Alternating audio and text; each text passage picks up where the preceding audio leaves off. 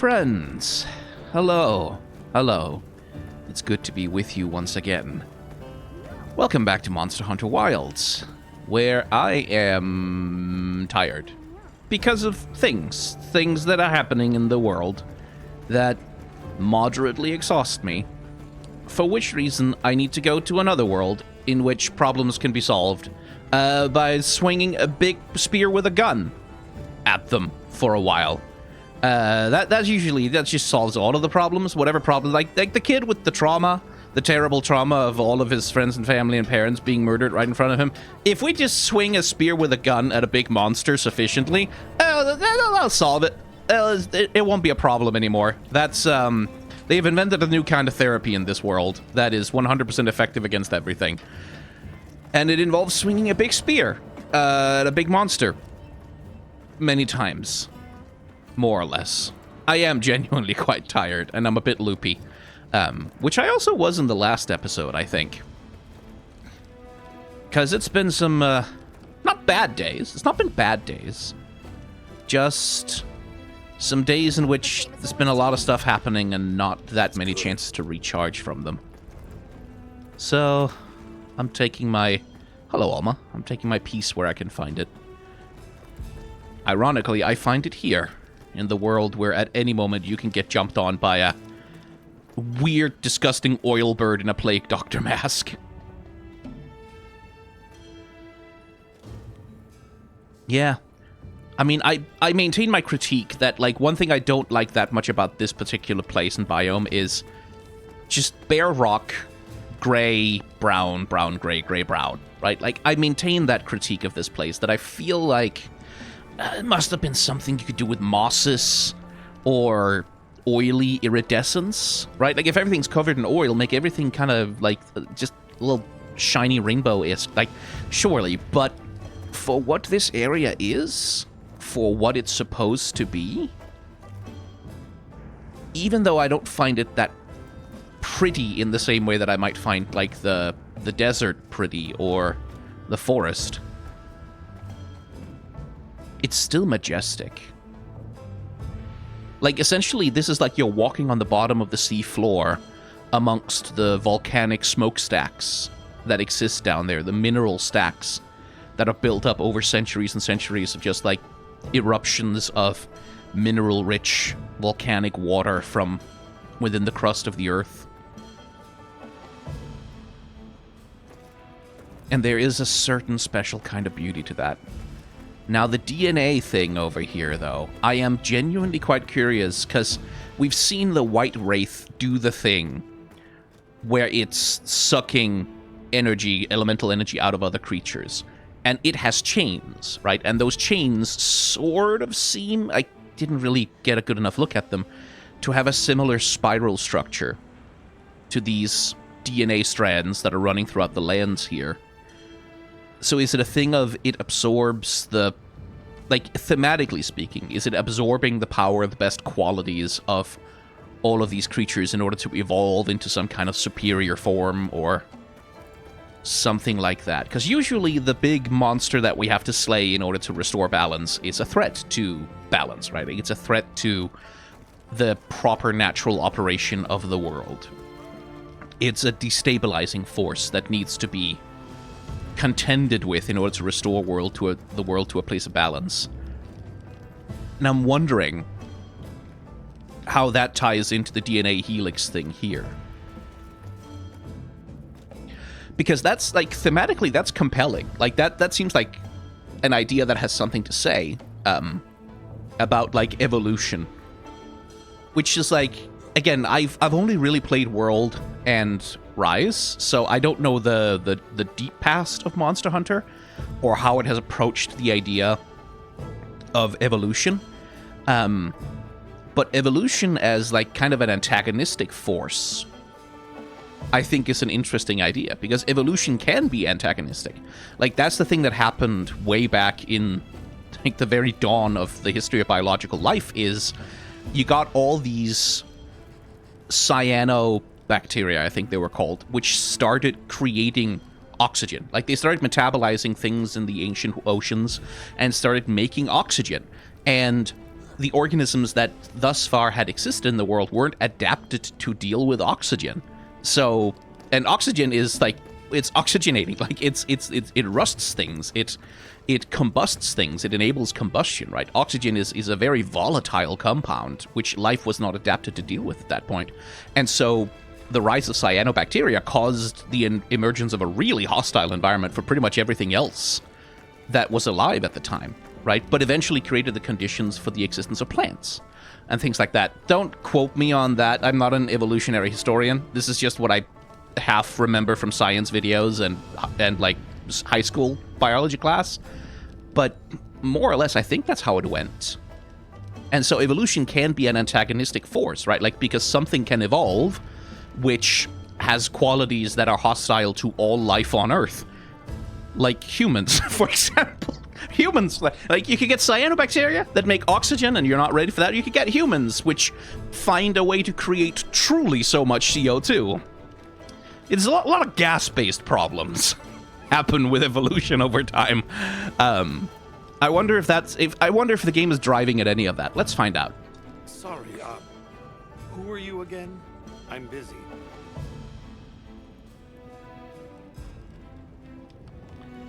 Is he supposed to be like autism coded, or is he supposed to just be like genius asshole coded? Because there's often a bit of overlap between the two, right? But this thing of like, oh, he's very blunt, and he just isn't interested in anything that isn't his special interest. Like, is that what we're sort of supposed to take away from it? I could help you out if I had some better gear. And just like that, the light blinked out. You guys get anything? Let's just say I'm still investigating. Not gonna present my findings until I'm certain. Enough chit-chat, though. You've got a visitor. Hey, I heard you're looking for an underground tunnel. Yabron filled me in. That land spine continues down into the subterrain. I can show you the way if you want. Cave level? That might be the tunnel I came through. That would be great. Cave level. Let's mount up. I like that guy's... Oh, damn, I should have walked around the city more. I should have looked at the costumes. Because, like, the costumes of the people who live here are, like, interestingly very distinct. Just follow me. From the costumes of the people out in the desert lands, right? The place I'm talking about is way down deep, in an area we call the subterrain. Sometimes we go there to mine, but we generally avoid it. Between the gas, lava, and monsters, there's too much that can go wrong and no way to call for help. Sounds dangerous. We really appreciate you taking the risk for us. Nah, it's Yabron you should thank. He went around the whole village asking for help. Said he wanted to help out the travelers who came to his aid. So I volunteered, basically. Aw, you did that for us. Oh, there's our ride down.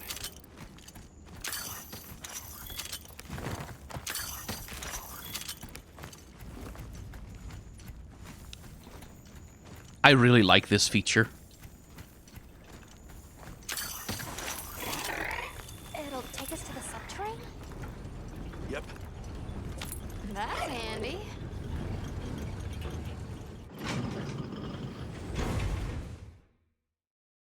We're almost there. Cave level. So where does the land spine lead? If you look east from the basin, you'll see a huge cliff. It stretches to there. But don't expect me to go near it. As we say in the zoos, don't go down a hole without a ladder.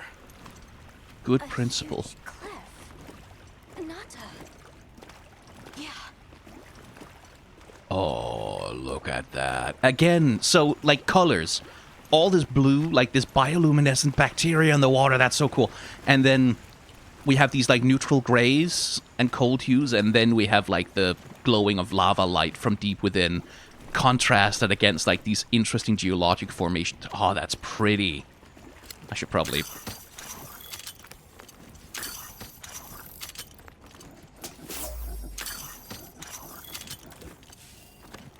Should probably remember to pick up things, shouldn't I?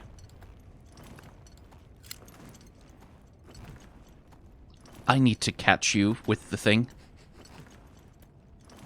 I know we're supposed to go faster, but... caves are another kind of level that can very easily get boring because it's just gray and brown and brown and gray and rocks and rocks and rocks, right? But, oh, look at that. We're here. You don't say, Mr. Low Poly costume textures. I really should download the high resolution texture pack, shouldn't I? I thought it was only for 4K, but definitely some textures I'd like to have. Really is an underground tunnel. Look a little nicer.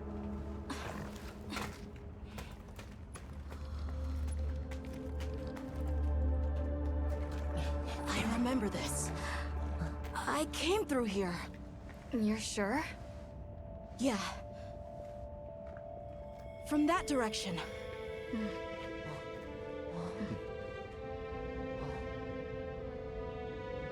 Oh, we're inside the DNA helix now. We finally made it. The Keeper's Village should be right through there. I'm ready to go home. Well then, let's hurry. Okay. Thank you for everything. I hope you're sure about this. Be careful.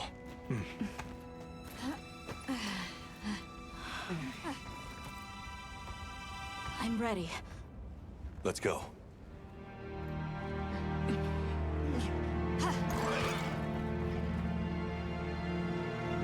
Okay, but please let me explore this area. Please, please, please, please, please, please, please, please. Please, I don't just cutscene me through it. I want to explore. Please let me. Yes. Okay. We've come Good. a Good. Good. long way. Yes. Look at this shit. Holy fuck. Huh? It can't be. Oh, I don't get to explore it. Oh. Stop cutscening me. I need to go look.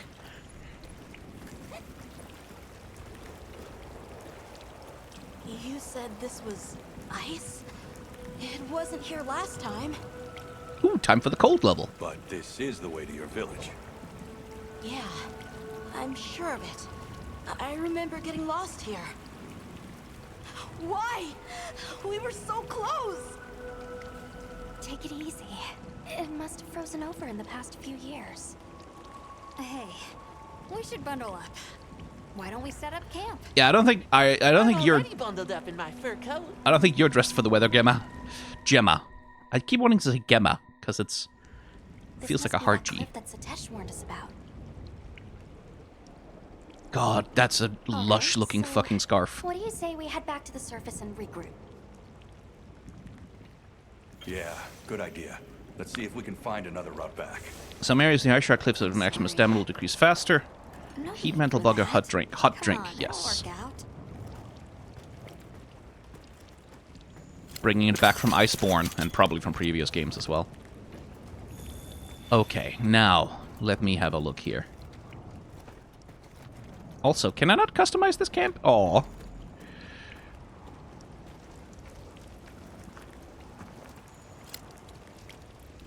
Give me the photo mode.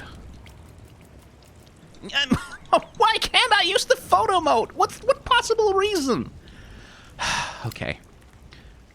So you see those spirals upon spirals upon spirals, not spirals, like circles upon circles upon circles in that web-like structure that they have. That is another classic sort of visual coding for biology, right? Like for biology, for cell structures, for, you know, biological matter, right? Like this is how biological matter, slime molds, will spread and attach themselves to themselves, as contrasted with something like how rock will do it, like how rock and minerals, which tend to arrange themselves in crystal structures and lattices and like rigid, hard things like that.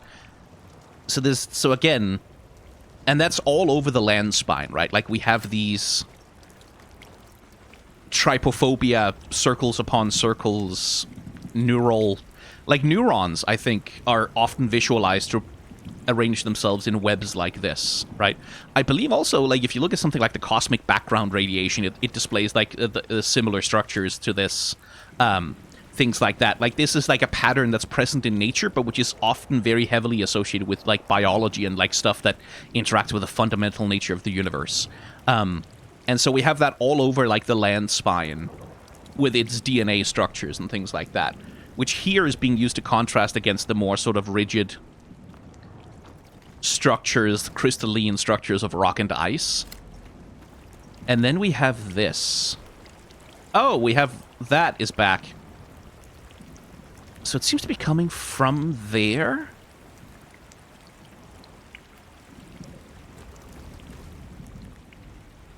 Okay, hang on. Let me just see if... Is there something I can adjust in the graphics?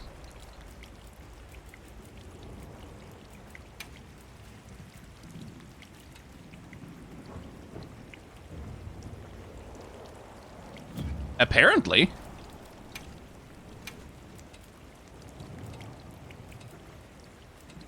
Huh. So mesh quality high is just causing that bug to happen. Interesting. Why was mesh quality set to high? I had adjusted that to highest already. Same thing with texture filtering. I feel like I'd already set that to higher.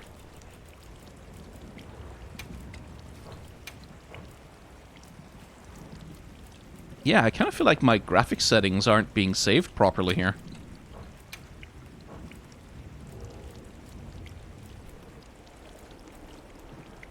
At least motion blur has stayed off. I hate motion blur. I hate it so much.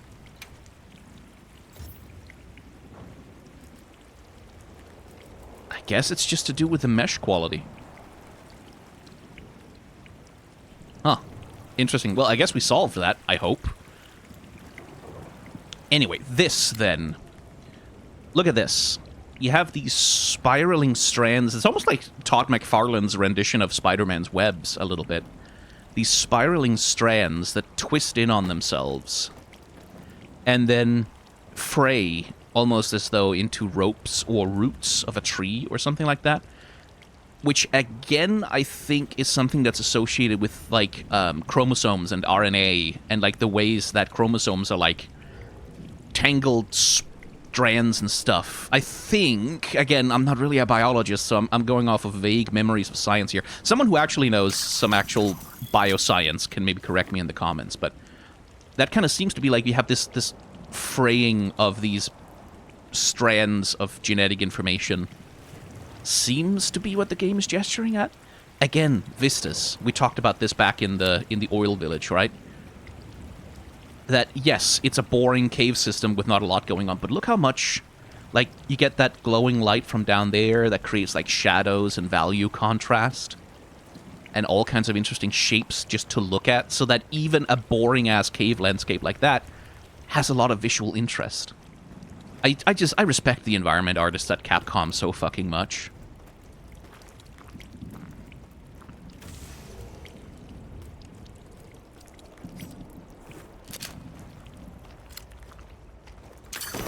Pardon me. Yeah, I'm sure that net is really effective at capturing these kinds of butterflies. Sure, why not? Yeah, I can't leave, whatever.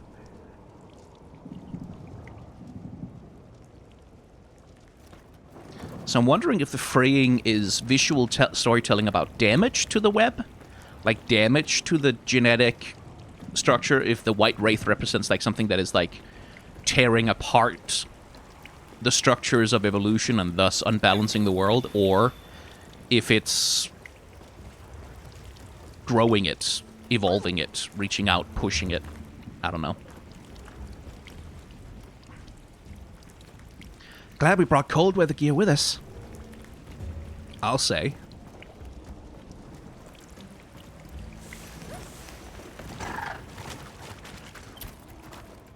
Anyway, gonna tell my sacred to go a little slow.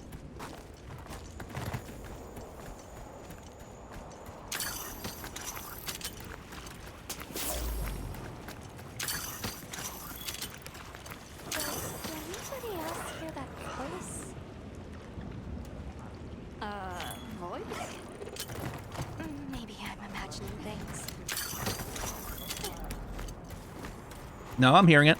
How is there honey down here?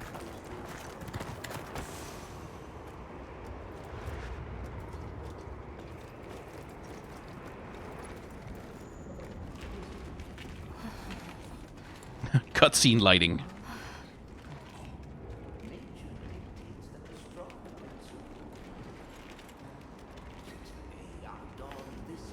A Nerscylla.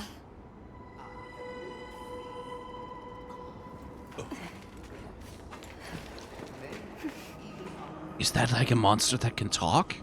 Or produce speech like...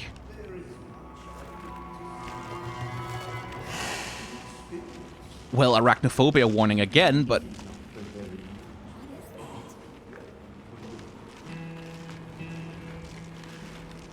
Is that a wizard? Now death greets me with a new mask. Or are you my salvation?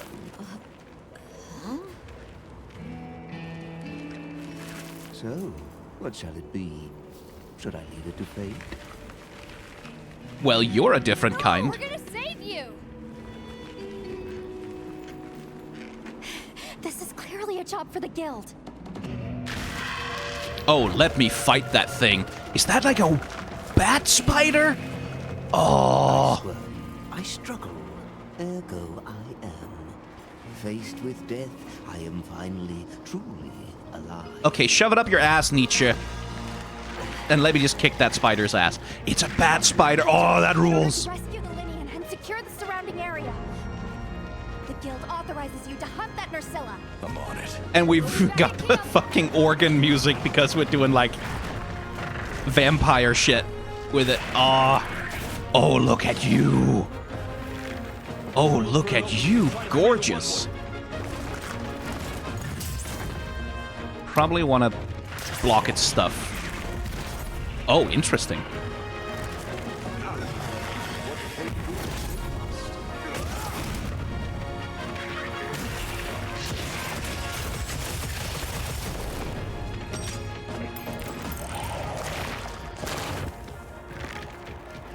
Now, there's some moves with the gun lance that I haven't been using that I really should. With us, like, it's big punishes when you really get the monster on the ground and stuff. That I haven't been using. I have to imagine those a stage hazard now. First, I need to knock it down. Also,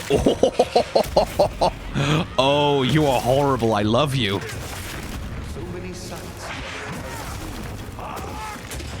I didn't much care for, like, the fart joke monster, but I do love the Rumpopolo and this gross, ugly thing.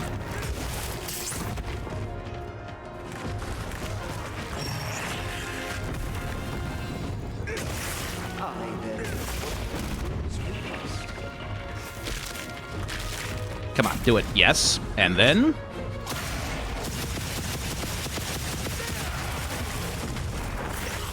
Because now...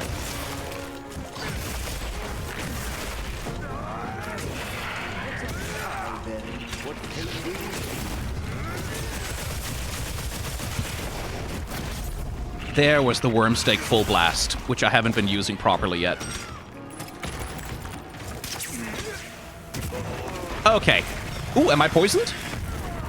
I like the representation of that. Oh, by the way, here's something I didn't quite notice. I should try and put my weapon away. Something I didn't notice previously.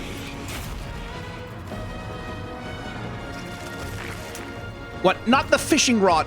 Heal. The health bar. You see how the health bar also kind of moves in... like that wave pattern that sometimes imitates a spiral? I wonder if that's another intentional thing. That's a part. I should pay attention to the monster, shouldn't I? And not spend all my stamina running. Hey, could you fall asleep real quick?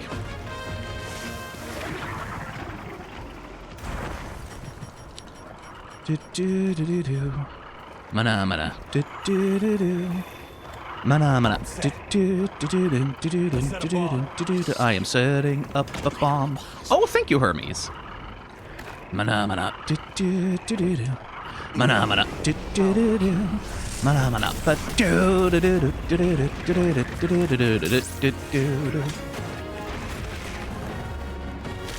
Okay, you can cancel out of the focus. There we go. That's what we like to see.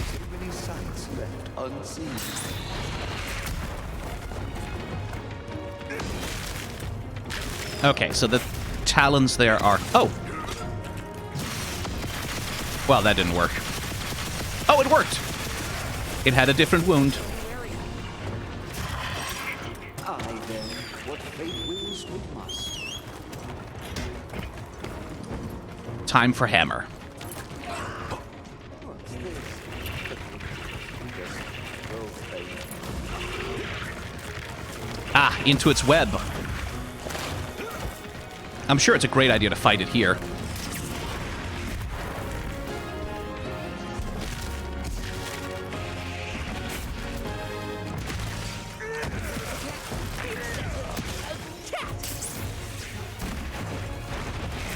Okay, I can't reach that wound up there, but I can...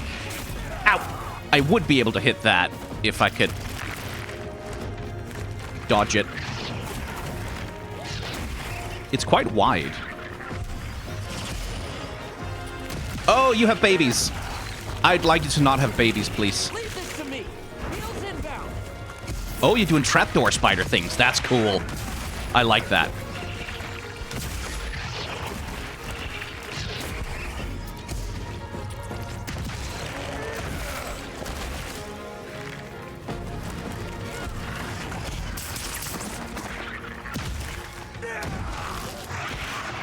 I do I miss courage mode from Rise also, I gotta say.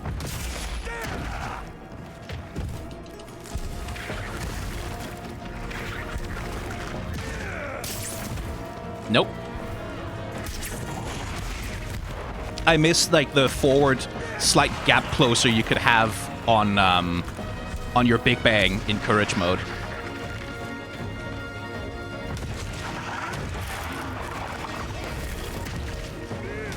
Darn.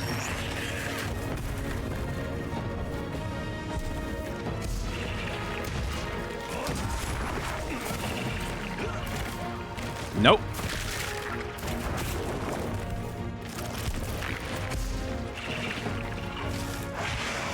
I do love that it has, like, extra powers within its lair, just like the Lalabarina has. Also that it has extra problems in its lair.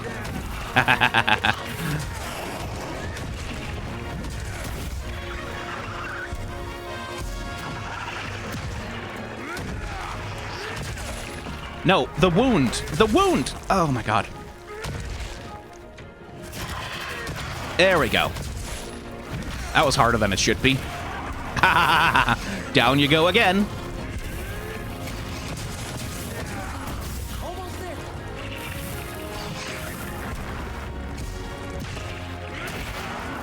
Oh, I love hammer.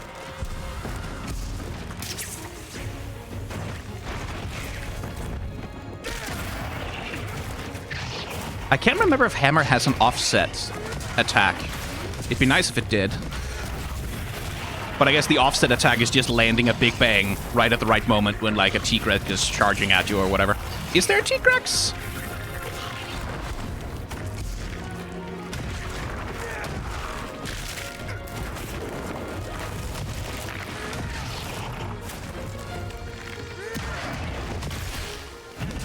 I don't know if the T-Rex is in this game. I hope it is. I like the T-Rex.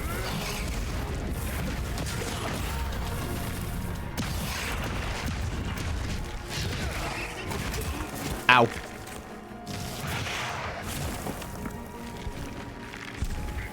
Oh, hammer is so much fun.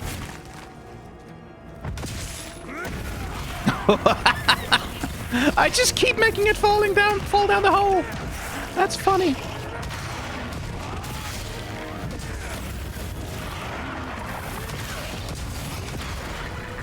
I do feel wounds are a little bit overpowered occasionally, though.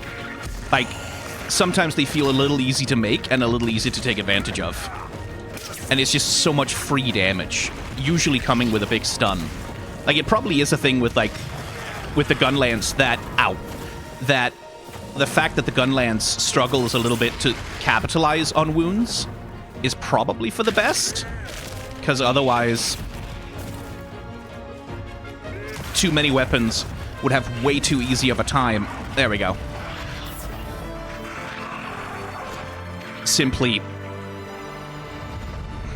power smashing a creature to bits. But then we haven't hit master rank yet, or even high rank. We haven't hit any kind of rank.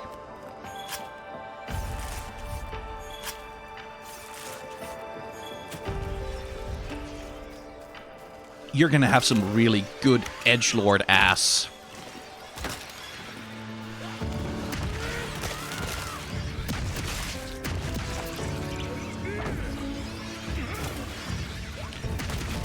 Can I get some carcasses out of you that I can carve? That would be lovely. Monster fluid. Yes, thank you. That stuff is a little hard to come by sometimes.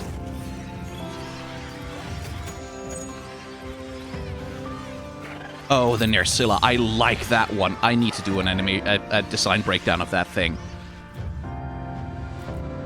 Because it reminds me a little bit of the spider monster from Rise, which the fire thing with the big... Because, like, the way that it also, like, covered itself with, like, spider web in order to make, like, a veil over itself. Get the woodwood down. Right. Some of that feels like the Nerscylla is doing the same thing, but it's much more like... Ah, I stand corrected.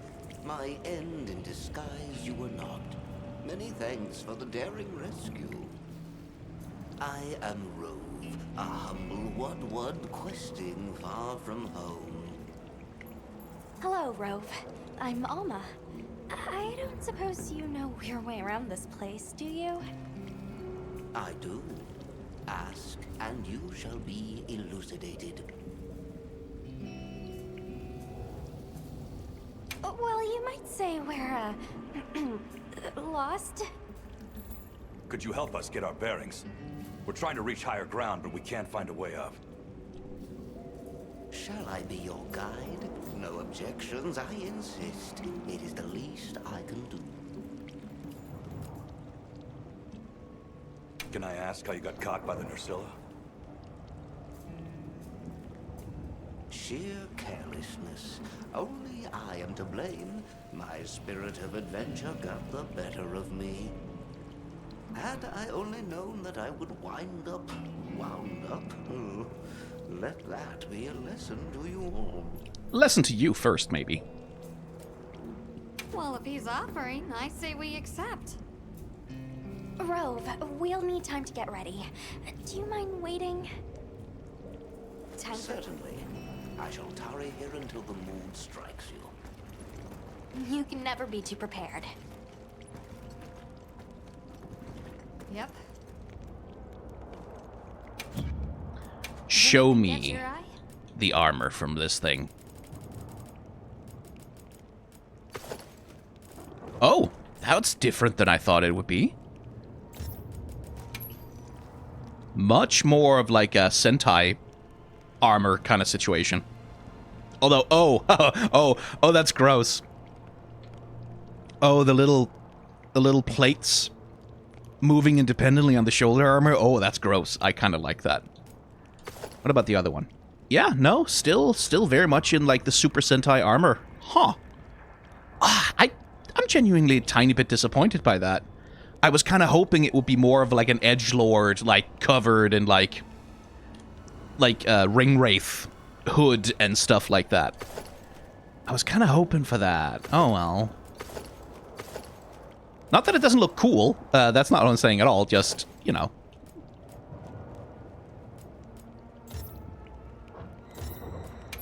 Ambush. Sneak attack, okay. Increase amount of honey. Poison and bind resistance, and get a little bit more honey out of things. Alright.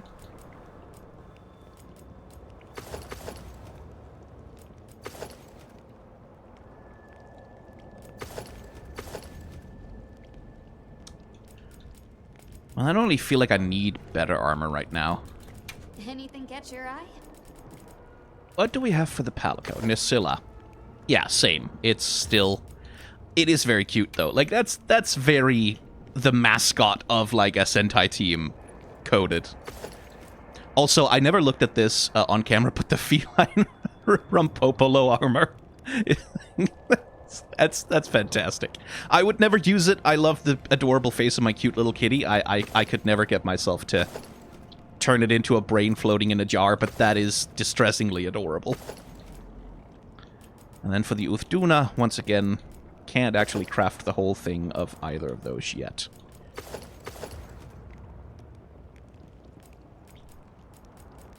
And again, don't really feel like my feline has needed to have better armor.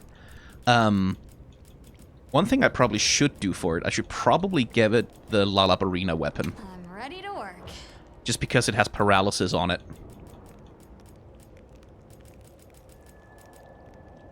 Well, sleep might actually also be useful, but I don't have the claw for that.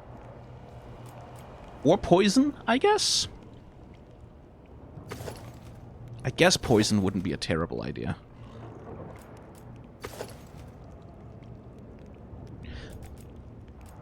Well, it sort of depends. Like, I think I want paralysis to support me when I'm using the dual blades, because they want to inflict paralysis anyway, Ready but to get to work? Oh, for now I think I'm going to get more out of just This is great! equipping it with a little arm cannon that can poison. That's probably what are going to we do more making for me. today? Now, let's see. Which talisman was it that I had? The fire charm, right? Because my fire resistance was bad. What else can I get, though?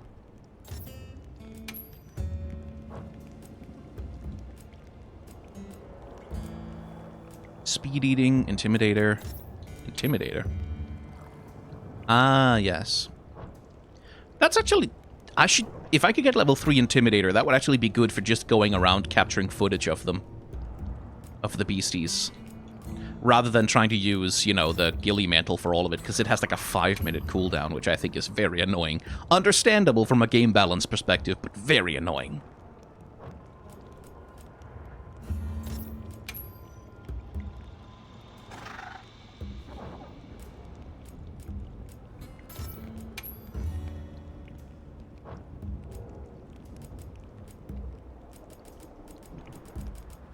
But yeah, I don't really need anything from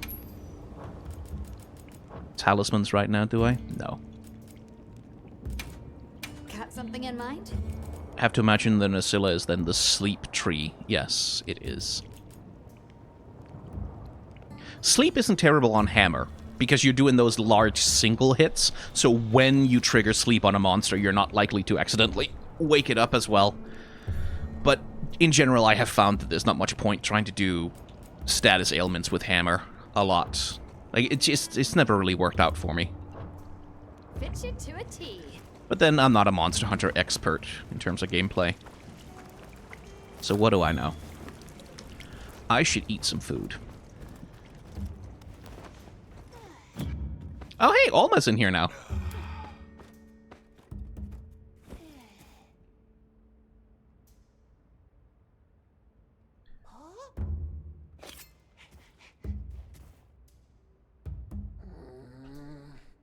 Is she not going to react to the playing?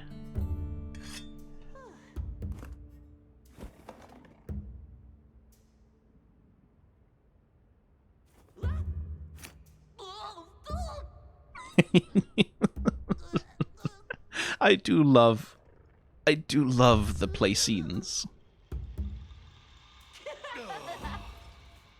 I do. I'm so glad that you just get to play with your Palico and be pals with him.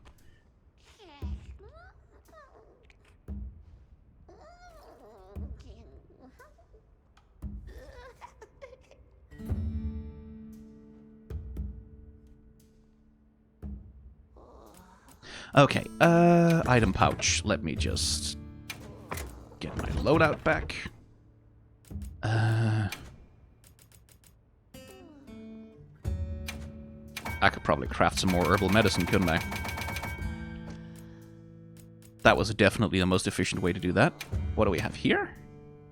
Catalysts. Okay. Can I get armor skin? Yes, I can, technically.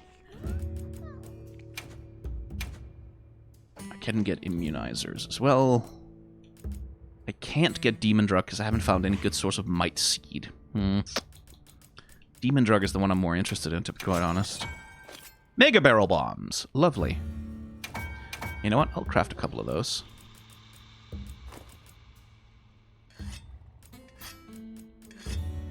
How about traps, though, actually? Where the hell are the traps?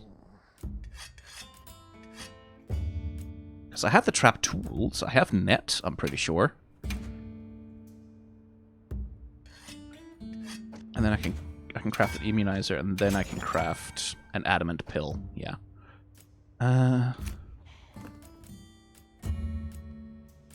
Where the heck are the traps? Ah, there, pitfall trap. Let's start with 5 of you.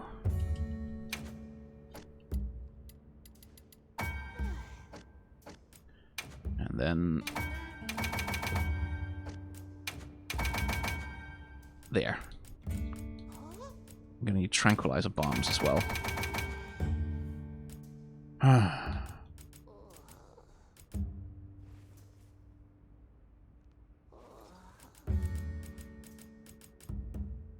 Yeah, because I want to start capturing monsters soon. I needed to eat food. That's I went into the tent for food, is what I went into the tent for eating of the meal.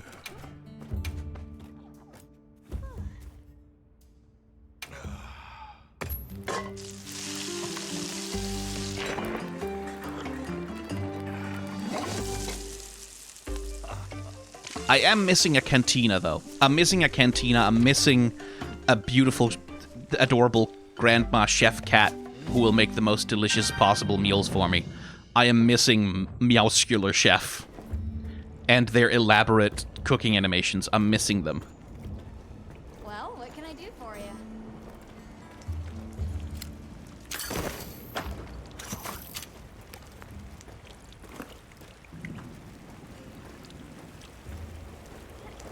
So one weakness, I think, of the game making this the tutorial, like making the story essentially an extended tutorial, right, rather than anything more, is that the story has been moving along at a really, really quick pace, right? Like, and that's not bad pacing as such. That's not really what I'm saying, but it's been moving along at a very fast pace that really hasn't allowed me as the player to have a lot of time to sit with these characters, or to interact with them, or for them to have downtime, or little side stories, or random stuff that isn't progressing the main plot. Like, it's very, very relentless about main plot progression is the main thing that's happening all the time, right? So I haven't had a lot of time to sit with these characters or interact with them outside of strictly business, like full-on everything is about the main adventure kind of deal. And that makes sense for Nata, right? Because he's desperate to get home to his village. Understandably so, the poor kid. But I do feel like the story, the beats would be stronger if we get to this point, right? Where it's like, Nata's like, I'm ready to go home, right? If there'd been more of a situation, like we had more time with him struggling between feeling more comfortable and happy over time in the company of the hunter and like his new found family in the camp versus wanting to go home, right? Like the guilt and the difficulty that comes, like the survivor's guilt that comes with finding any kind of happiness after a trauma. And sort of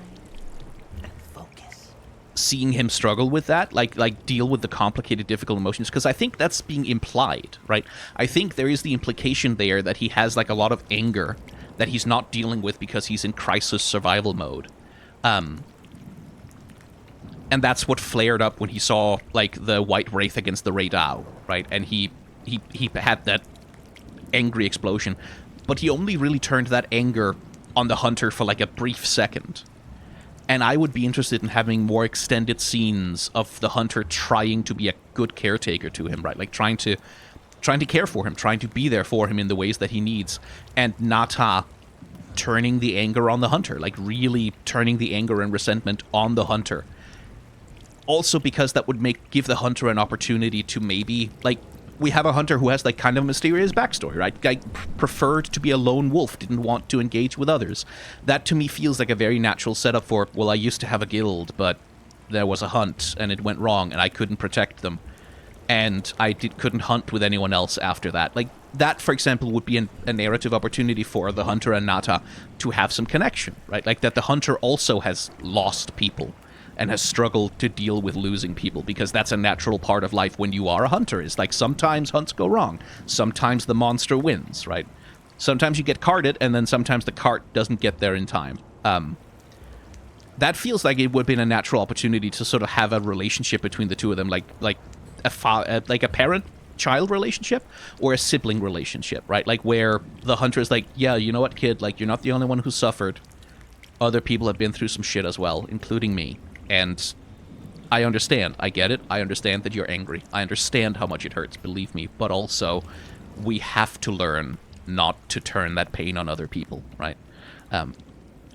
But there's not really time for that, because the story is the tutorial, right? So because we don't want the tutorial to be like 45 hours long. We want people to be able to get into the meat of the game as fast as possible. And so because the story is tied to the tutorial, it does feel like it's rushing a lot, especially when it comes to dealing with something as complex as like survivor's guilt and trauma with Nata. Is like, that's not really given the space to breathe that it needs to be a really compelling narrative. None of that means it's bad, by the way. None of that means it's terrible. Just that it is by necessity of the format shallow, right? Like, it doesn't really have any choice but to be shallow. Because it has to move really fast. And I kind of wish that the tutorial part of the story was like you had a bunch of early missions that handled the tutorializing, and then it had like a main story of the game that you worked towards by building up your hunter rank. Like, sort of in the same way that it worked in I think, both World and Rise, which is like, you unlock the next progression of the story when you reach a certain hunter rank, but then in between that, you have a bunch of, like, side missions and side quests where you can get to know the characters a bit better, which is something I think Rise and Wilds also didn't really do so well, because they're not really story games, right? Like, that Monster Hunter has never really been a story game as such.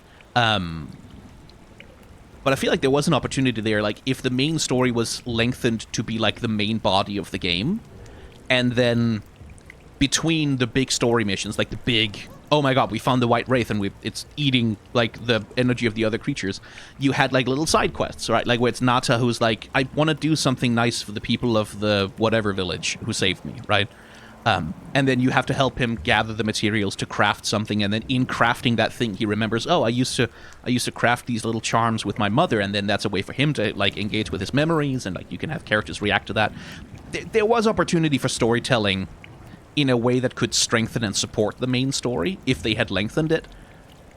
But because it is tutorial, right? Like, because the story is meant to be an extended tutorial, there just isn't room for it. And that's a trade-off, right? Like, that's not that they did it wrong or right, that there is a correct or an incorrect answer, just that's the trade-off that they made in order to make the story the thing that's going to pull casual players through learning all the mechanics of the game, and then let them loose into a more freeform classic Monster Hunter experience. The story gets sacrificed a bit for that. It's a choice I understand.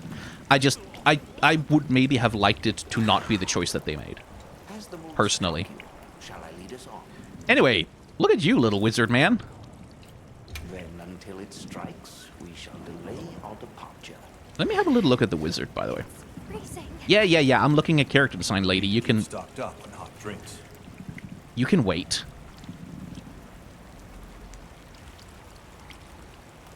Okay. I was wondering about the... God damn it.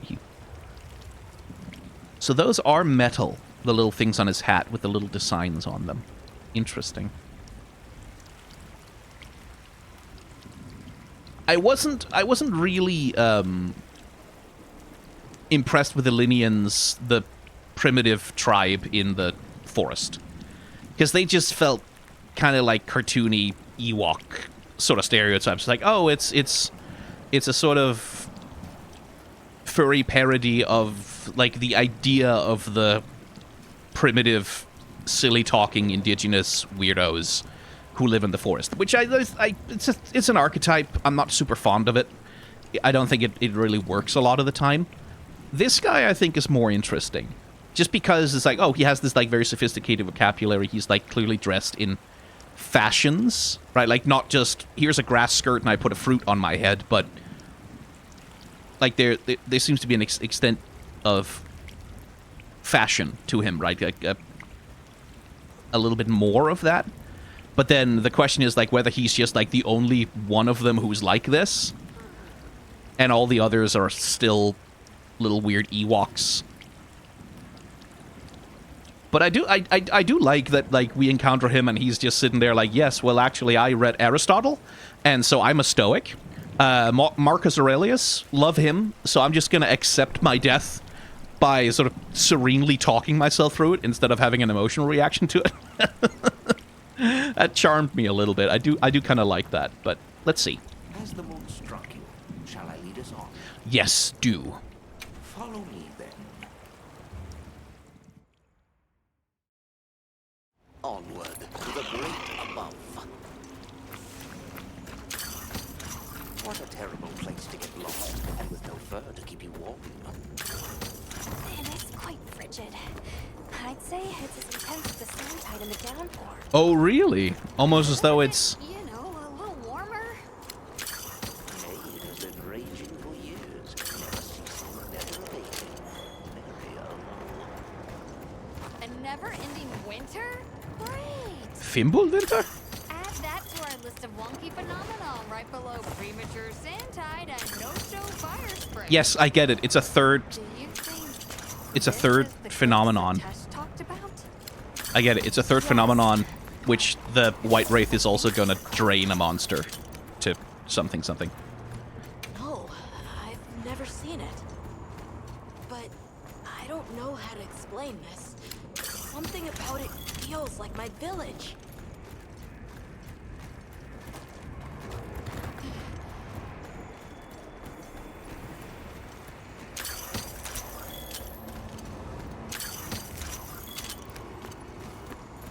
Ooh. I do have a special fondness for side-blasted icicles. You know, icicles that have been blasted by the wind so that they freeze sideways from the condensation.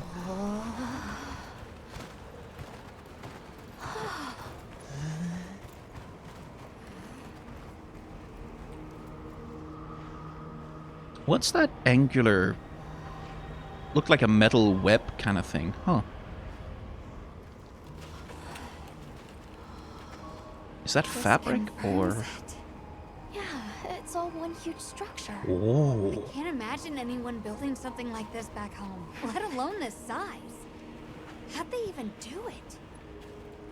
It's unlike any architecture I've seen, Yeah, because the rocks are floating. which immediately raises some questions. Who exactly built it? And what happened to their civilization if they were capable of something like this? A monster, I'd And guess. if the keepers live out here, who are they? Your cheeks are red. You cold? I'm fine. I do like his character design. I like how big and expressive his eyes are. They're so huge. Is that a monster? Yes! Oh! Hirabami! Oh. I thought it was Misutsune for a second.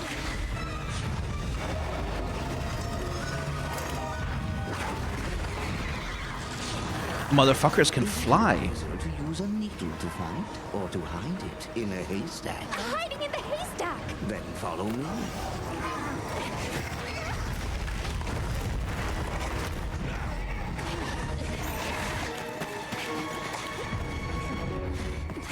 I like those. Flying centipede monsters? Hell yeah. Where are we? My quiet sanctuary. I come here when I'm in need of solitude. I can't believe there was a whole nest. We'll just have to wait out the danger in here. Or I could go out there and fight the danger. No, I have a hammer. I can... Your small hovel? Certainly. I have a hammer. I can fight the danger. That's what I'm here for. Oh, it's so warm.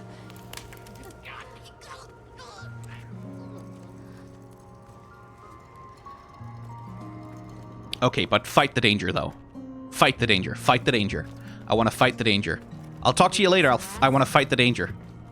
Everything okay? No, come on! Fight the danger! It's not safe to go until the Hirabami retreat. That's the point! Ah, come on! Okay, fine. The desires of the player conflicting with the desires of the character. I was like, a challenge, finally! I want to go get carded. Hey, Hunter.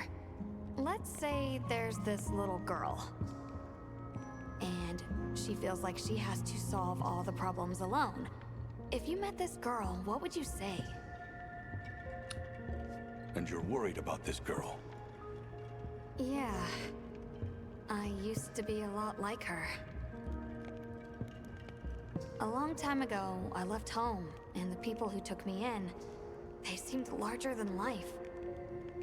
Then I grew up and realized that actually, adults can be just as lost as kids.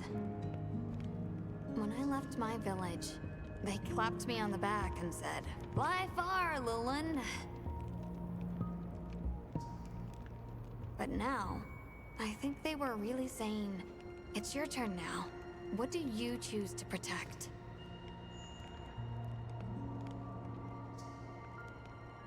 I got something I want to mull over. You rest up, Hunter. I've been meaning to ask you something. Fabius said it was you who put my name forward for the expedition. Why'd you pick me? Ooh, backstory. I guess I wanted someone who understood what it was like to lose something important. And there was a time when I closed myself off from the world. But then I met Nata. And despite having lost everything he knew, he was still captivated by the world. Seeing that inspired me. It made me realize I should also be out living life. The professor wanted a hunter we could trust Nata with. And with your background, Tell me about it. Tell me about my I had a background. good feeling that you were the one. Come on, tell me about my background. I'm curious. I hope I could live up to your expectations. Ah, come You on. already have. When I first saw you leap onto that sacred, my heart nearly burst from my chest. God, that scarf looks comfy. I felt so alive. I knew I made the right choice. All right, let's take a rest. I'm sure the road ahead is long. You can't tease me with just a little hint of my hunter's backstory like that and then not follow up on it. Alma, come on. Is it your fate to press ever onward? It seems our road diverge somewhat. Yours seems a path blinding in its brilliance, but I hold to my wandering ways with pride as well. The world is vast. True dat, little guy. Again. This game's dedication to mess. By the way, how the hell were we lugging all of that?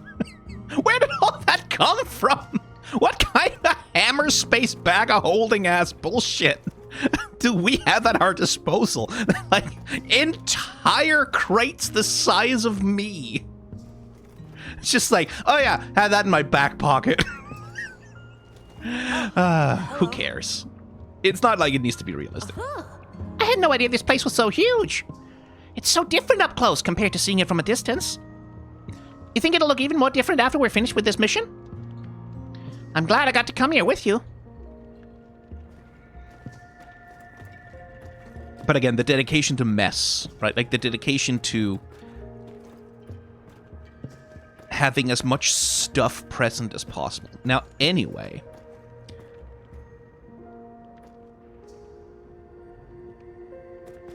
looking at environment design again, those struts, pillars, whatever they are, girders, you see those cross shapes all over them? That to me feels like it's deliberately created to contrast with the, like we talked about the DNA strands, right? Like the spider web structure, like with the, I'm making hand gestures in air as though you can see me, the spiderweb structures with all the circles and circles and circles. This feels like a deliberate contrast to that. This feels like something that's deliberately designed to be the exact opposite of that. So whatever this is was meant either to be complementary, like either to be the other half of the equation to the DNA strands, or to be antagonistic to it, right? Like, it sort of depends on how exactly the story frames it, but either that this is the other half of the equation, this is the other half of what's necessary to achieve balance, or else that this is something that ended up being antagonistic, attempting to destroy or replace that DNA structure thing. And so I wonder about that. Like, is the thing of, like, the Keepers were a super advanced civilization, they tried to build a structure to replace the land spine thing, like, or replicate it, or abuse its power in some way, and then they accidentally created the White Wraith in that pursuit, and the White Wraith destroyed their civilization, then they sealed it underground, and then so on and so on. Like, is that where we're going with this?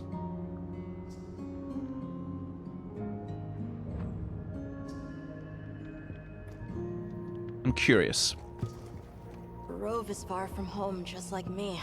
I wonder if I'll ever see my village again. You will. I'm really sorry for how I acted before. You were having trauma flashbacks, kid. It's okay. We're just worried about you. It feels so stupid. I thought finding my village would be easy. That I could take you straight there. I had no idea just how big the world is. I can't believe I can't even show you the way. I feel so useless.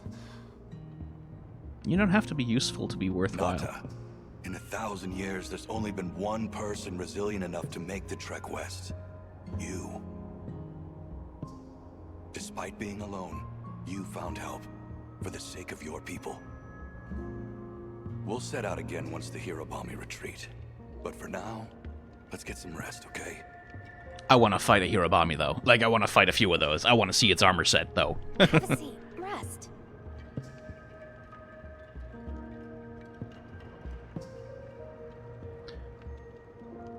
I do feel like maybe the thing to tell him is that, hey, kid, you don't have to be useful, right? You don't have to be able to do something for other people in order to be worthwhile. Like, a person doesn't have to justify their existence by providing something of value. You don't have to generate value or be productive. It is enough that you exist. And the beautiful thing about people, about humanity, is that by working together collectively, we can make more than enough for everyone, right? So much so that not everyone needs to be productive. Not everyone needs to work all the time. Not everyone needs to, like... Collectively, all of us can just do what we can and receive what we need. And in that, there is a sustainable, healthy, happy world available for all of us.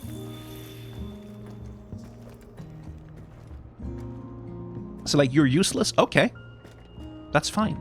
Be useless. That's okay. It's okay to be useless. It's okay to be weak. It's okay not to be capable. These things are okay. It's stuff to work on, sure, if you want. But it doesn't invalidate existence. Doesn't mean you're not worth having in the world. And that's an important thing, because everyone is going to be useless at some point. Like, for one thing, when you're born and you're a baby, you're useless. You are objectively speaking a drain on everyone's resources around you, right? Like, you are a parasite. You are, like, you don't contribute anything useful to the world, right? Like, you're not out there creating economic value. You're not out there, like, doing labor in the fields, and my controller just died from battery loss. Okay.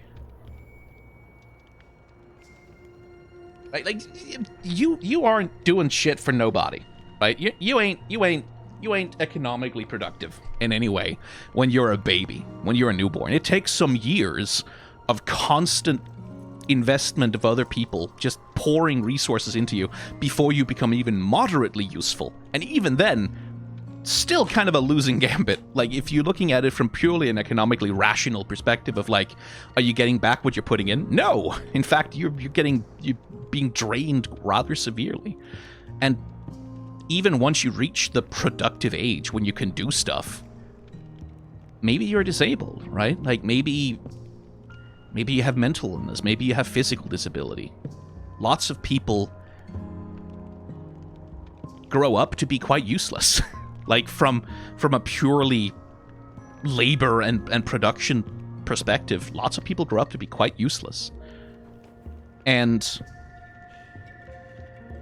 even if you are the most economically productive person in the world, even if you have all of the economic production power, if you're strong, you're vital, you work 16 hours a day, you're on that grind set 24/7, 365, always, forever, you're gonna get old.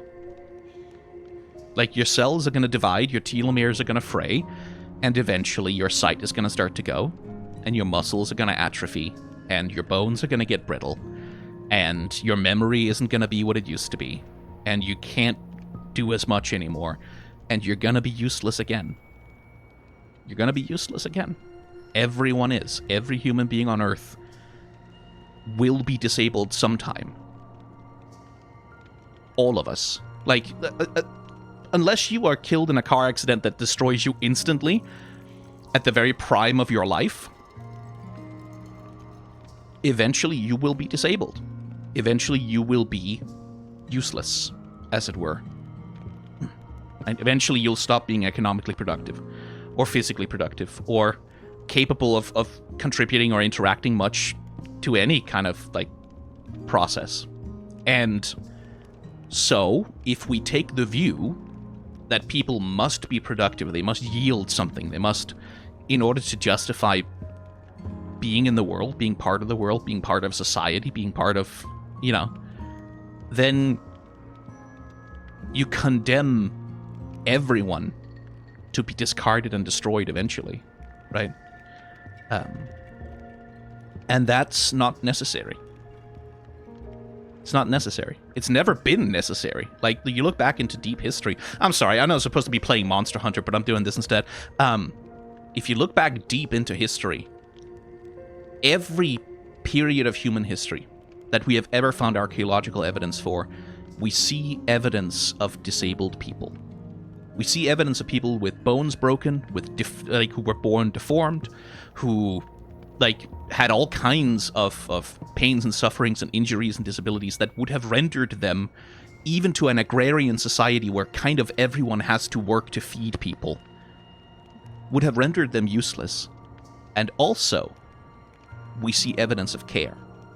We see that people who are useless, right, like, who don't work, who don't produce anything, nonetheless lived long lives and were cared for and were fed and had, like, disability accommodations, crutches, like slings, all kinds of ways to help them get around and be a part of the world.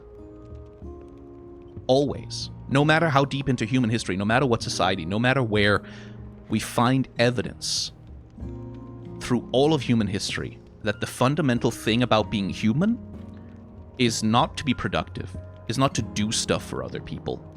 It's to care for each other. That is the fundamental quality of humanity. And that's one of the things that has made us the most successful, complex species in the history of the planet, is our capacity to care for each other. That is the thing. It's not like, oh, complex tool use and big brains that allow to, like, efficiently exploit resources. No, that's not it. It's because we care for each other. It's because all of us, like, this is another thing. I think all of us understand on an intuitive level that other people don't have to be useful in order to justify their presence in our lives. I mean, I say all of us. I'm sure someone feels differently. But, like, there's so many people I can think of in my life who I don't give a shit. Like, if they never do anything productive with their life for the rest of existence, I don't care. I'm happy because they're there. I'm happy because they exist. They're part of my world. I'm happy to help them when they are useless, when they are incapable. And I know that even if they don't necessarily have the capacity, if they could, they would do the same for me. And that matters. That matters. That's what makes a person, you know? Ultimately, that's the difference between us and the robots, right? Like, this... I'm thinking also of AI, right? Like this idea that generative AI will replace human creativity because it's much more efficient. Like, you can press one button, you can get 5 billion finished images out of the AI in 10 seconds. And a human artist, while they would take a year to paint a painting, like, yeah, but it's not the point, is it? It's not the point of how many pieces are made. It's not even the point of the quality. Like, even if you could get generative AI to be perfect, to create pictures that no one could possibly tell they were generative AI, it's like, that's not the point, though. That's not what makes the art valuable. It's not just that it exists as a product of a productive process that can be automated. It's that it exists as the result of a person going through a process. It's because the process takes time that it's valuable. It's because the process isn't optimized. It's because it's inefficient. The inefficiency is the point. The inefficiency is the value of art.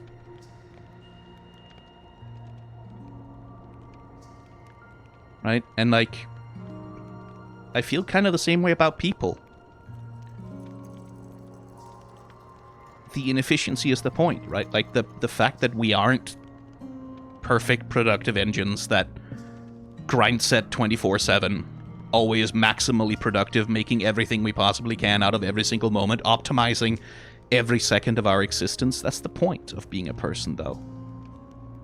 That's the point of us. That's what's good about us, is that we aren't that. That we are complex, flawed, fucked up, incapable. That oftentimes we can't be efficient or effective or the best at everything. Oftentimes we can't improve ourselves. Like, there are things that just, you know... That's the beauty of it. That's what makes a person, you know? And so I don't like this idea that, like, I mean, I can't even do anything for people, and so I'm useless, and what's the point of me? Why do I even exist? Like, what am I for if I'm not of service, or if I'm not contributing something valuable? It's like, yeah, but you're a person, man. Like, it's enough that you exist and that you love other people. That's enough. It has to be enough. Because if it isn't enough, then the rational thing to do is to kill all babies and replace all of humanity with robots, right? Like, kill all the babies and all the elderly people and all the disabled people, and just build robots that are maximally efficient at all hours. And build robots to repair the robots and maintain the robots, and build a self-sustaining ecosystem of robots that just do all of the stuff that robots do perfectly, 100% of the time, forever, and kill all people. And I like a world with people in it better, to be quite frank. Biased because I'm a person, but you know. So all of this to say, the hunter's speech to him, like, hey kid, you trekked across 1,000 miles of desert, right? On your own with barely any food, and you found help. That is valuable, right? Like that, and that's true. I'm not knocking that Nata did something incredibly impressive. Just also, he didn't need to do that to deserve help. He didn't need to do that to justify that we're spending all of this time and braving all of this danger to help him get back to his people. He deserves help because he asked. That's my point of view, anyway. Okay. I think I'm starting to figure out the connection between Wilk and the land spine. I think the land spine is an artificial structure, like this one, probably built by an ancient civilization. Yes, I agree. They share too many architectural similarities to ignore. Oh, hey! Then we know 3 things. First, Wilk stone is produced by the land spine. Second, the land spine isn't natural. And third, the land spine is likely connected to phenomena like the sand tide and the downpour. Add it all up, Wilk seems to be an artificial energy source capable of altering the weather. Isn't Werner in the process of repairing the part of the land spine connected to a Zeus? Yeah, and if he succeeds, there's no telling what'll happen. I mean... Can't just sit around. Let's get back to Azu's. Wait. I hope the Hirabami have retreated. Oh, I see chat is popping off now. Again, I really wish they would silence chat. when It's Peter. cutscenes are happening. Oh no! We can't leave him here. But if the Hirabami attack... Can I go bonk them now? Alma, Understood. Authorization granted to hunt the Hirabami. I do like that I need authorization. Like, I do like that I can't, like, at least in the narrative, right? In the narrative of the story, I can't just go murder whatever monsters I want just because I want to. Practically, I can. Practically, I can do whatever the hell I want. I can kill as many monsters as I want forever. That's fine, because that's the game. But I do like that within the narrative, I have to ask permission. Like, it's like, you have to have a good reason to kill, right? It needs to be to protect someone, or it needs to be, like, to achieve some kind of positive result, and not just because you feel like it. I do like that as a piece of the narrative, is like, that we don't just kill the monsters for fun. Hirabami sighted. One should be the others in line. Ooh, we do get to fight 3 of them.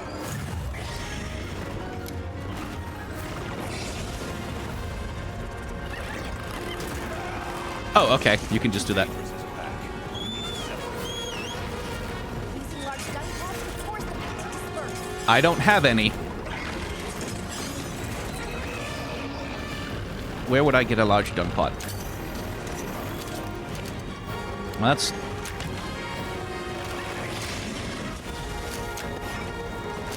Monster's debilitated!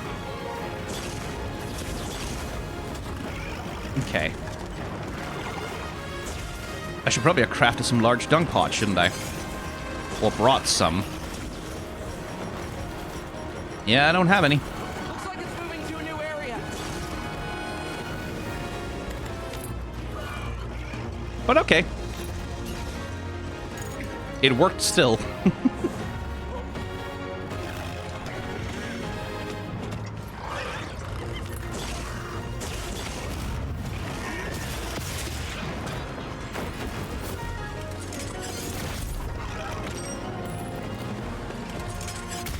Oh, they have it in the supply items. Well, that's fine.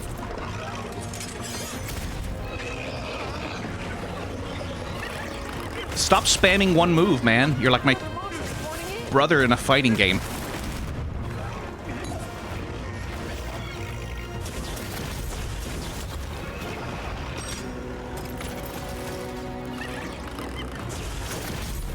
Let's be real. You're like me in a fighting game.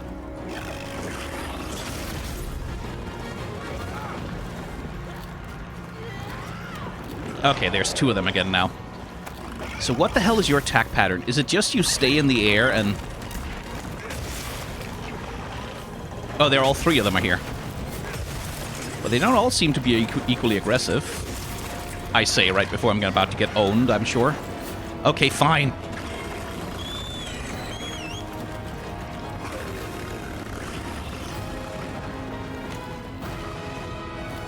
Okay, now to equip large dung pods.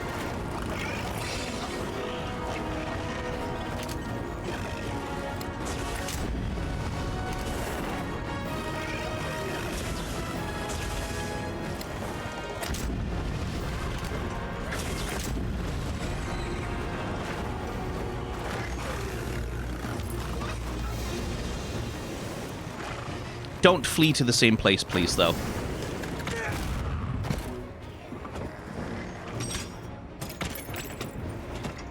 We could use those floating rocks up there to our advantage. I'm sure.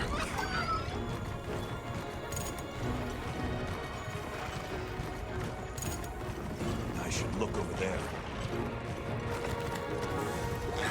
Need to be careful, but it could be helpful to have a campsite here.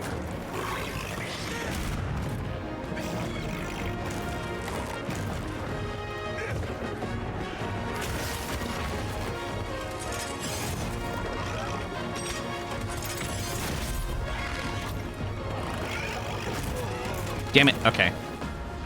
Little hard to read that wind-up.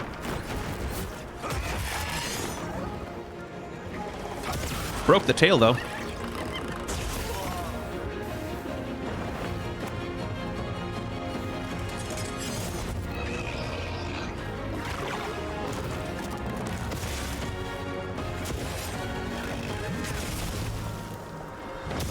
feel like the gun lance maybe struggles a little bit to... I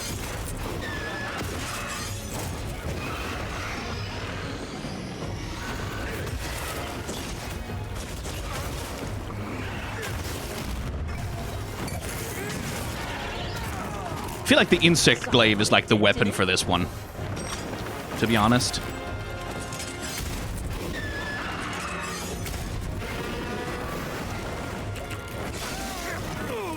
Oh, frostblight.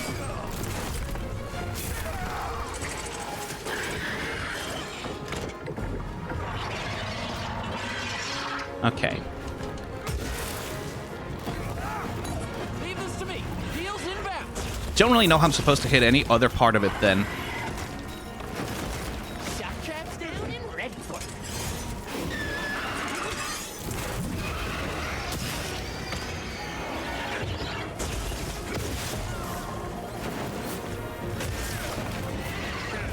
How do you trap this thing, by the way? That's interesting. I guess put it to sleep, then plant a shock trap, and then... Because there must be a way to ground it, right?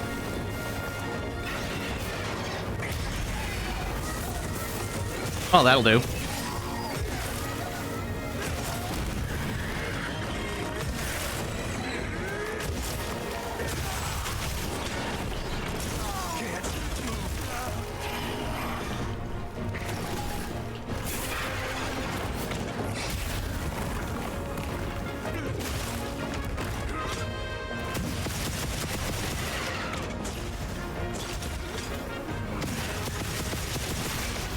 Darn it! That feels like it should have hit.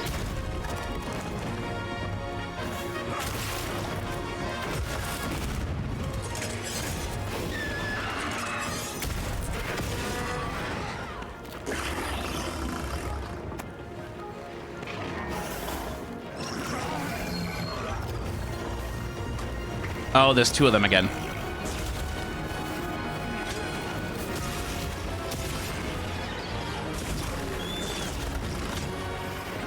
No, get me on the fucking thing.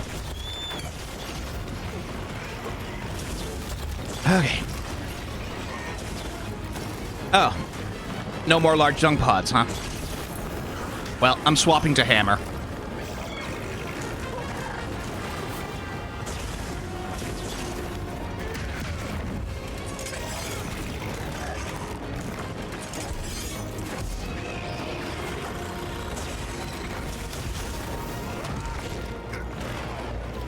Hammer was going to struggle as well, because it can't...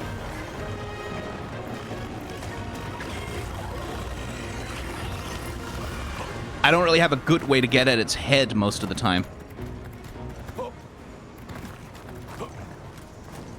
Okay. I like these, but it does feel like I'm picking the worst possible weapons to fight them with.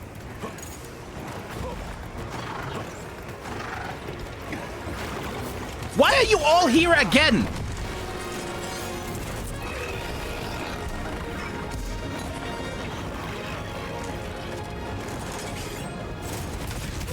You can stop telling me to check my supply items. It's not really gonna work.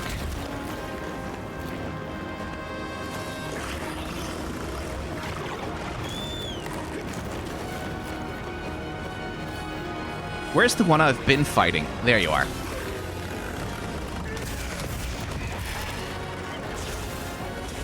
Monster's exhausted.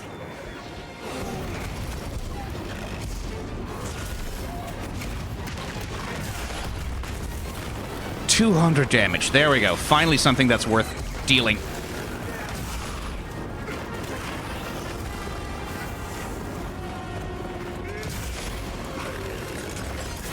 Come on!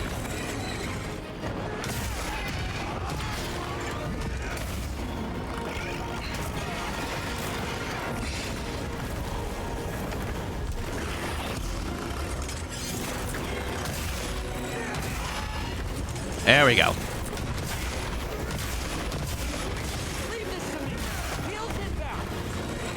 Finally getting some real damage down. Oh, nope. Didn't quite manage to solve the meshing issue, huh?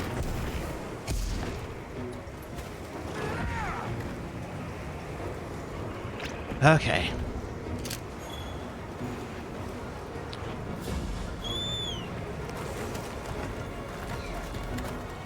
Can I craft some large dung pods?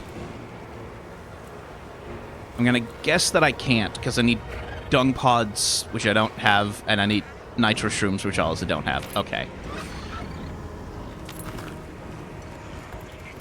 Just have to make do. Wait.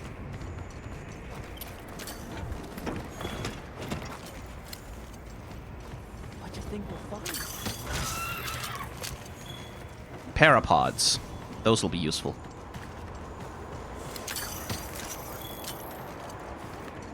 All right with you?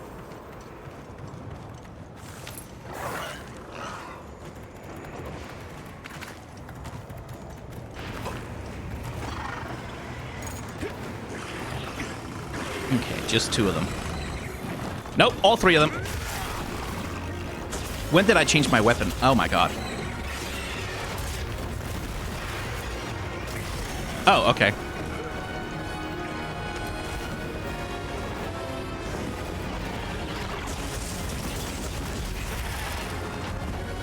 Yeah, suck on that, bitch.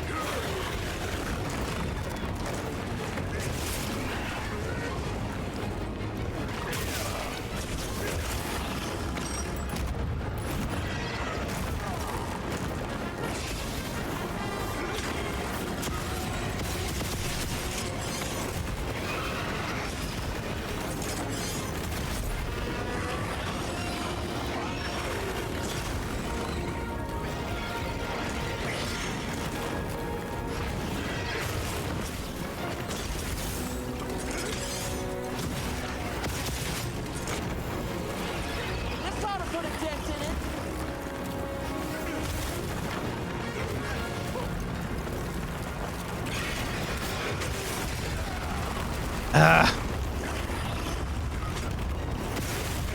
Whoa! Okay, I guess that can happen.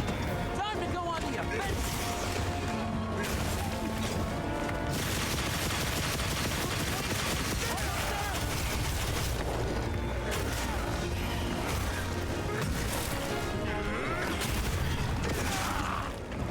Looks like a pretty clean area.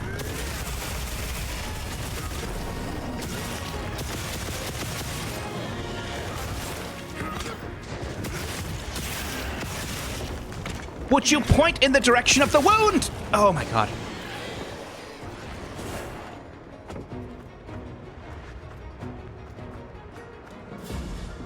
Okay.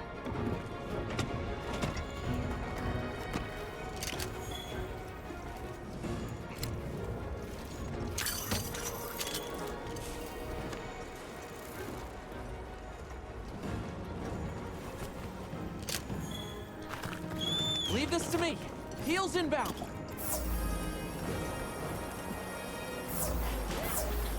Okay. Slightly frustrating fight, this. I must have clicked...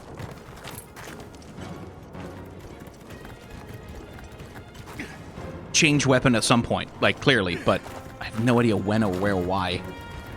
Probably when I was trying to catch some of the dung in the environment. I think I probably clicked the right button for that. Misclicked it.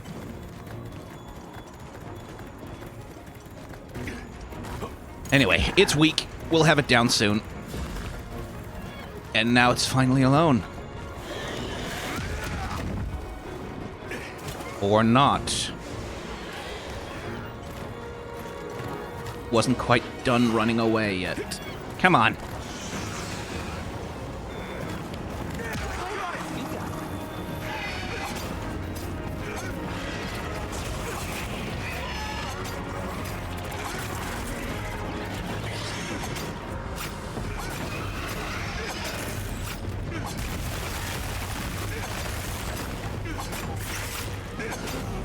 Okay, time to get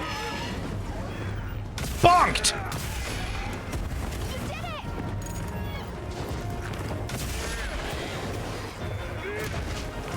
Come on! There we go. Eesh. Slightly frustrating.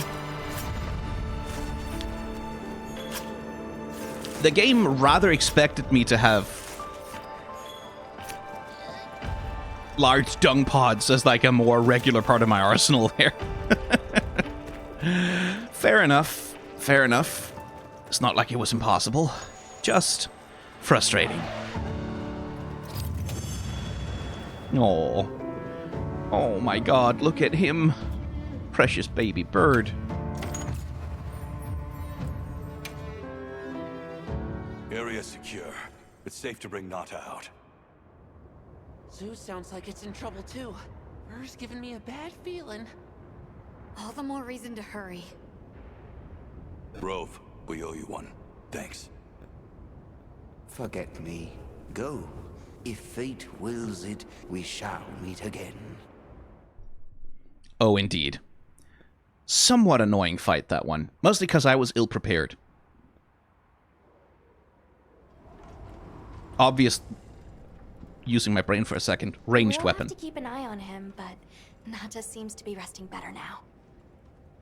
Should have had a ranged weapon. Let's go talk to Werner while he sleeps.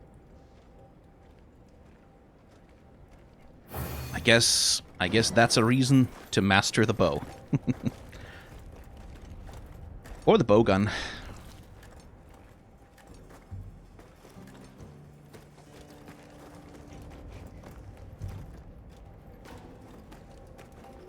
So where is Nata? Inside the tent, technically? I guess.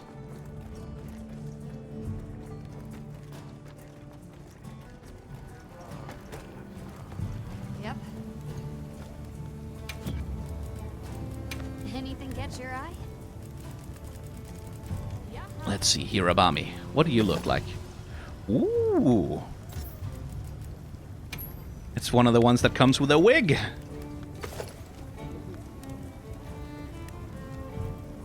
Okay, hang on. I feel like...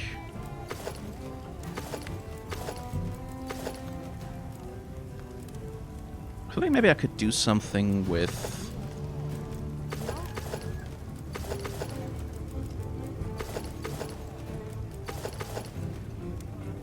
I feel like you could do something with that. Again, with some dyes. There'd need to be some dyes, but I feel like...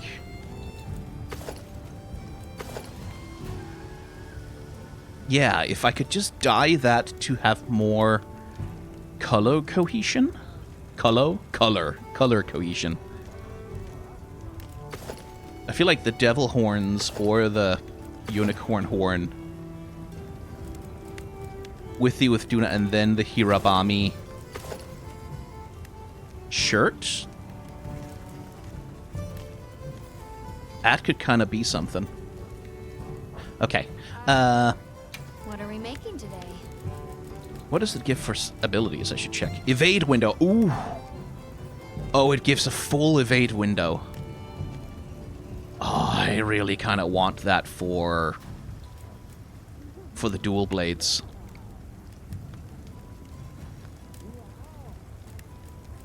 Yeah, just like full evade window. Okay, geez, I need that. I need. Ready to work. Alrighty. Perfection. Look good. Perfection. Okay, gonna have to hunt a few more of them to complete it, but evade window. Yes, for the daggers to get the... I don't know if the evade window increases like the range at which you can do perfect dodges, but it's just good to have for the daggers, especially for later. Well, once we get into high rank, I probably won't be using that armor, but you know, still.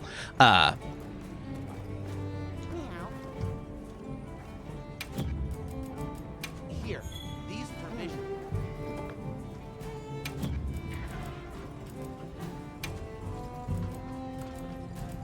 Check back in every meow and again.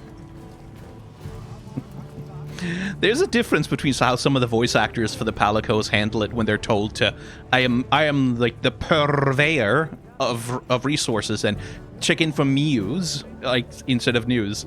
There's a difference between how some of them handle it. Like some of them go very meow, check in for meows, and then check in every meow and again. where the idea, I think, is supposed to be it's onomatopoeic, right? Like that the cats can't help but meow or can't help but purr when they pronounce certain sounds. And here it's more like, yeah, chicken every meow and again. Like a dad saying a pun. Figarland Astral, huh? I mean, yeah, it's sort of, kind of, I guess. What was I talking about? Right.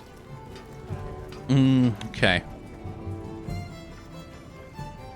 Yeah, I have to stop here. Also, because the episode is an hour and a half long, but also because I actually have to go to do a family event thing, which is theoretically is more important than Monster Hunter. I've been told. Scholars of great renown have assured me that that is in fact more important than playing video games. I'm not sure I believe them, but in respecting science, I shall go. So, if you've enjoyed hanging out in the world of Monster Hunter Wilds with me, and I hope you have. I feel like my energy has been kind of off for a bit while recording these. I'm not pushing myself as hard to be entertaining as I usually do.